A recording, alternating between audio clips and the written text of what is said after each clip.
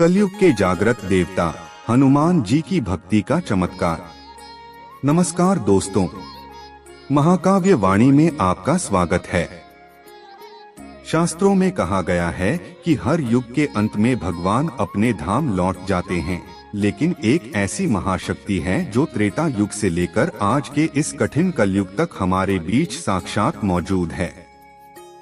अश्वत्थामा, राजा बलि और महर्षि व्यास की तरह हनुमान जी भी अजरमर हैं। पर क्या आपने कभी सोचा है कि उन्हें कलयुग का जागृत देवता क्यों कहा जाता है? क्यों आज भी लाखों लोग संकट के समय केवल उन्हीं का नाम लेते हैं? आज के इस विशेष वीडियो में हम हनुमान जी की अमरता, उनके गुप्त निवास और कलयुग में होने वाले उनके चमत्कारों की गहराई में उतरेंगे। अमरता का वरदान और सीता माता की आज्ञा। रामायण के अनुसार जब हनुमान जी माता सीता की खोज में लंका पहुँचे तो उनकी अटूट भक्ति और पराक्रम को देखकर माता सीता भावुक हो गईं।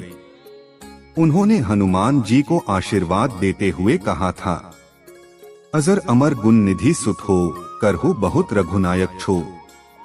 इसका अर्थ है, हे पुत्र, तुम अजर, बुढ़ापे से मुक्त, अमर और गुणों के भंडार बनो और प्रभु श्री राम की तुम पर सदैव कृपा बनी रहे।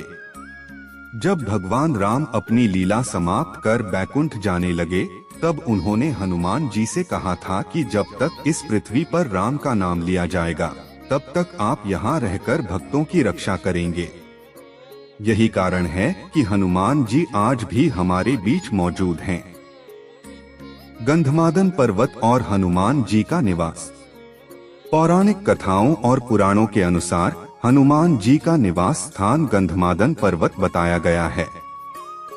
यह पर्वत हिमालय के कैलाश क्षेत्र के पास स्थित है। कहा जाता है कि यहाँ काल का प्रभाव बहुत धीमा है। श्रीमद् भागवत के अनुसार हनुमान जी यहाँ गंधर्वों के साथ रहते हैं और निरंतर प्रभु श्री राम की आराधना करते हैं। कई आधुनिक पर्वतारोहियों और संतों ने दावा किया है कि उन्होंने हिमालय के दुर्गम क्षेत्रों में विशालकाय पैरों के निशान देखे हैं, जो किसी साधारण मनुष्य के नहीं हो सकते। कलयुग के चमत्कार, सच्ची घटनाएं। कलयुग में हनुमान जी की उपस्थिति का सबसे बड़ा प्रमाण गोस्वामी तुलसीदास जी हैं। जब उन्हें मुगल शासक अकबर ने कैद किया था तब उन्होंने जेल में ही हनुमान चालीसा की रचना की थी। लोक कथाओं के अनुसार जैसे ही चालीसा पूरी हुई, हजारों बंदरों ने महल पर हमला कर दिया और अंततः अकबर को हार मानकर तुलसीदास जी को रिहा करना पड़ा। सिर्फ पुराने समय में ही नहीं, आधुनिक काल में भी नीम करोली बाबा जैसे संतों को हनुमान जी का साक्षात स्वरूप माना जाता है।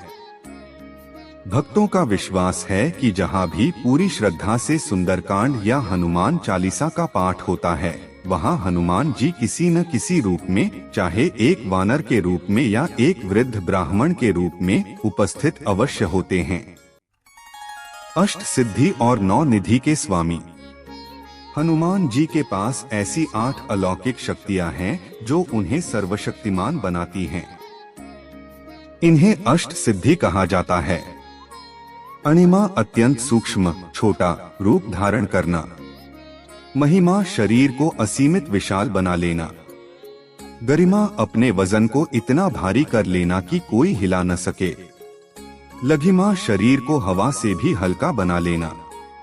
प्राप्ति, कहीं भी बिना रोक टोक के पहुंच जाना। प्राकाम्य, मन की बात जान लेना और कुछ भी हासिल कर लेना। ईशित्व, ईश्वरीय प्रभुत्व प्राप्त करना। वशित्व, किसी को भी अपने वश में कर लेना।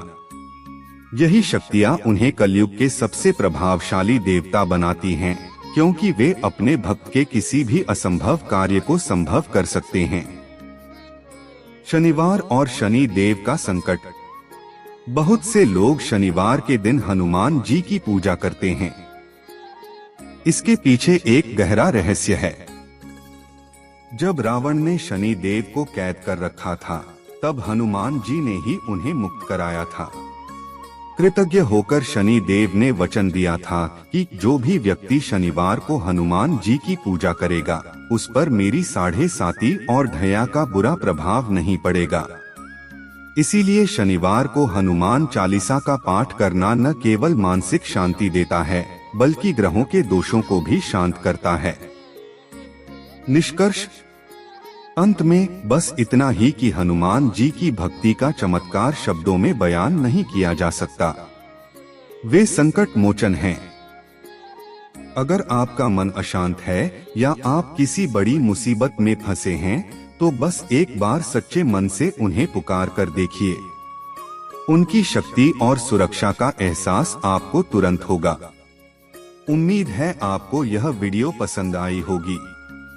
अगर आपके जीवन में भी बजरंगबली का कोई चमत्कार हुआ है तो हमें कमेंट्स में जरूर बताएं। जय श्री राम, जय बजरंगबली।